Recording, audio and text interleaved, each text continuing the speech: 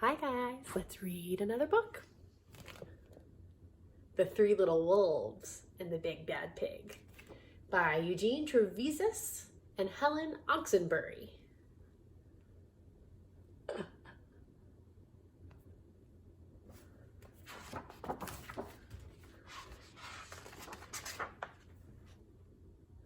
The Three Little Wolves and the Big Bad Pig. Once upon a time, there were three cuddly little wolves with soft fur and fluffy tails who lived with their mother. The first was black, the second was gray, and the third was white. One day, the mother called the three little wolves around her and said, "My children, it is time for you to go out into the world.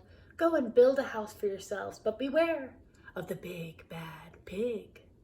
"Don't worry, Mother, we will watch out for him," said the three little wolves, and they set off.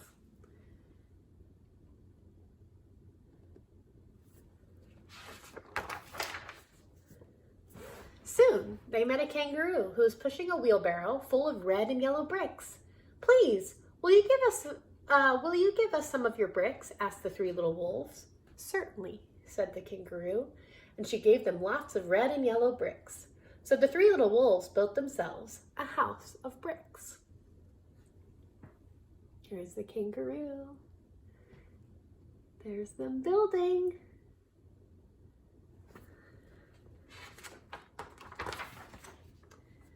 The very next day, the big bad pig came prowling down the road and saw the house of bricks the little wolves had built. The three little wolves were playing croquet in the garden. When they saw the big bad pig coming, they ran inside the house and locked the door. "Ooh, that pig looks angry."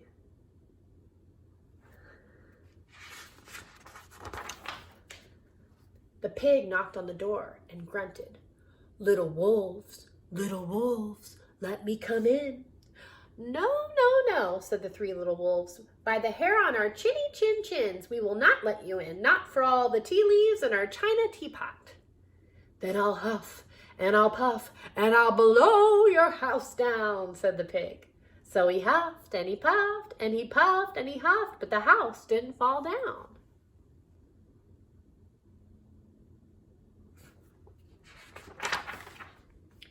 But the pig wasn't called big and bad for nothing. He went and fetched his sledgehammer, and he knocked the house down.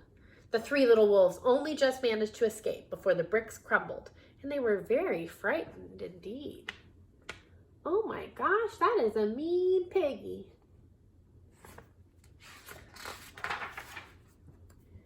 "We shall have to build a stronger house," they said. Just then they saw a beaver who was mixing concrete in a concrete mixer. "Please, will you give us some of your concrete?" asked the three little wolves. "Certainly," said the beaver, and he gave them buckets and buckets full of messy, slurry concrete. So the three little wolves built themselves a house of concrete. Very handy wolves.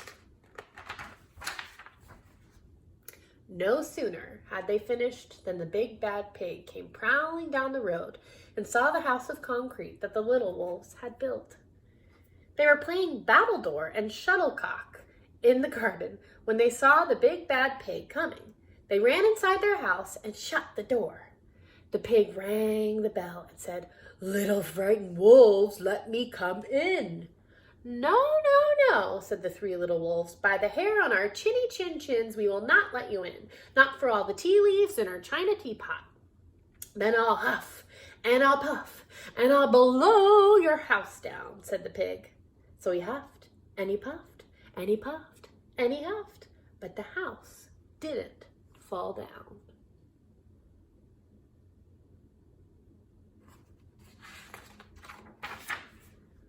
But the pig wasn't called big and bad for nothing. He went and fetched his pneumatic drill and smashed the house down. The three little wolves managed to escape, but their chinny chin chins were trembling and trembling and trembling. Oh my gosh, what a mean piggy. Destroyed another beautiful house. "We shall build an even stronger house," they said, because they were very determined. Just then they saw a truck coming along the road carrying barbed wire, iron bars, armor plates, and heavy metal padlocks. Please, will you give us some of your barbed wire, a few iron bars, and armor plates, and some heavy metal padlocks? They said to the rhinoceros who was driving the truck. Sure, said the rhinoceros, and he gave them plenty of barbed wire, iron bars, and armor plates, and heavy metal padlocks. He also gave them some plexiglass and some reinforced steel chains because he was a generous and kind-hearted rhinoceros. So, the three little wolves built themselves an extremely strong house. It was the strongest, securest house one could possibly imagine. They felt absolutely safe. That's an intense house, huh? The next day, the big bad pig came prowling along the road as usual. The three little wolves were playing hopscotch in the garden when they saw the big bad pig coming. They ran inside their house, bolted the door, and locked all the 37 padlocks. The pig dialed the video entrance phone and said, "Little frightened wolves with the trembling chins, let me come in." "No, no, no," said the little wolves. "By the hair on our chinny chin chins, we will not let you in, not for all the tea leaves in our china teapot. Then I'll huff, and I'll puff, and I'll blow your house down," said the pig. So he huffed, and he puffed, and he puffed, and he huffed, but the house didn't fall down. But the pig wasn't called big and bad for nothing. He brought some dynamite, laid it against the house, lit the fuse, and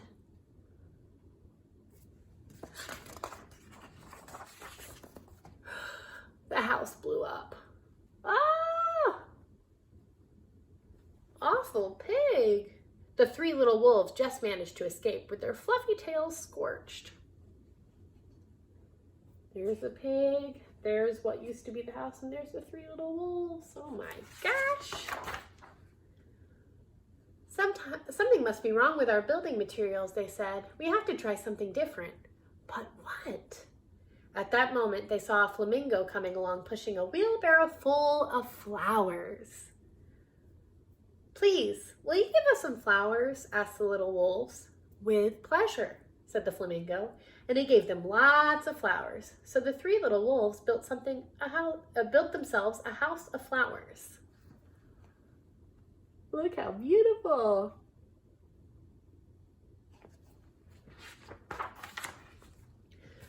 One wall was of marigolds, one of daffodils, one of pink roses, and one of cherry blossoms. The ceiling was made of sunflowers, and the floor was a carpet of daisies. They had water lilies in their bathtub and buttercups in their refrigerator. It was a rather fragile house, and it swayed in the wind, but it was very beautiful. Next day, the big bad pig came prowling down the road and saw the house of flowers that the three little wolves had built. He rang the blue bell at the door and said, "Little frightened wolves with the trembling chins and the scorched tails, let me come in." "No, no, no," said the three little wolves. "By the hair on our chinny chin chins, we will not let you in, not for all the tea leaves in our china teapot." "Then I'll huff, and I'll puff, and I'll blow your house down," said the pig. Uh-oh. But as he took a deep breath, ready to huff and puff, he smelled the soft scent of the flowers. It was fantastic. And because the scent was so lovely, the pig took another breath, and then another. Instead of puffing and puffing, he began to sniff. He sniffed deeper and deeper until he was quite filled with the fragrant scent. His heart grew tender, and he realized how horrible he had been. Right then, he decided to become a big, good pig.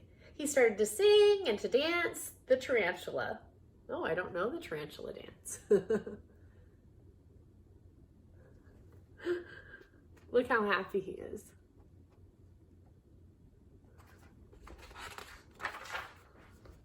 At first, the three little wolves were a bit worried.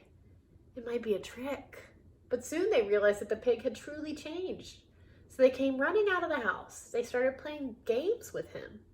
First they played Pig Pog and then Piggy in the middle. And when they were all tired, they invited him into the house.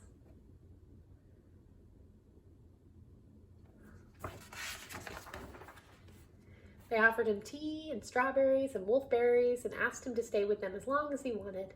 The pig accepted, and they all lived happily together ever after.